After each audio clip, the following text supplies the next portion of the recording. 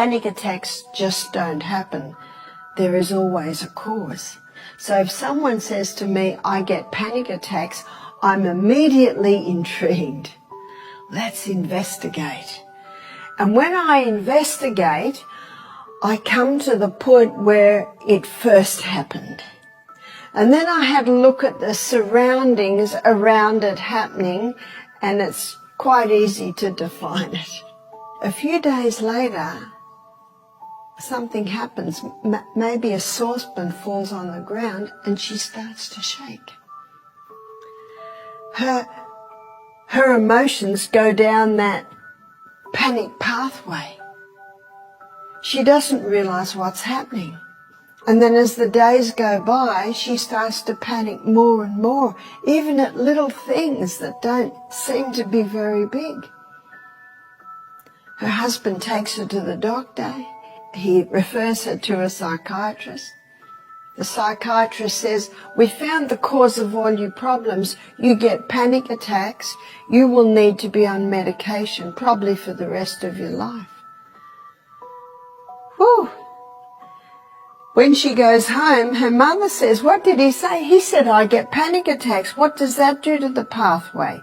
That puts a little bit of Rio in there. He said, I'll be on panic attack medication for the rest of my life.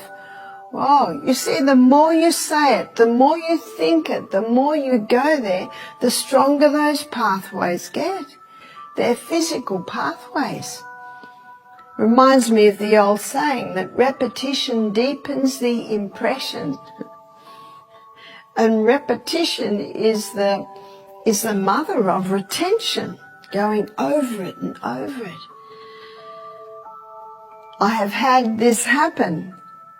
I've had ladies like this come to our retreat. And when I speak to them, I say, I think you're panicking about your panic attack. They smile. What does the smile say? I know, but I don't know what to do about it. And I say, I'm so glad you've come, because here we can help you. I said, the next time you feel the emotions rising, now notice what the emotions are coming from, our limbic system, our emotional brain. I said, next time you feel those emotions arising, start laughing. She said, I won't feel like laughing. I said, no, you won't feel like laughing, but you'll be able to laugh. What did I do when I said you'll be able to laugh? I made a you'll be able to laugh pathway. And the more she goes down that pathway, guess what? The stronger it'll get. Just go ho, ho, ho, ho. Have a pinch of salt, a glass of water. The salt has 3 magnesiums in it. But what happens is when someone has a panic attack, I'll show you what happens. And that first panic attack is usually understandable because it was a crisis.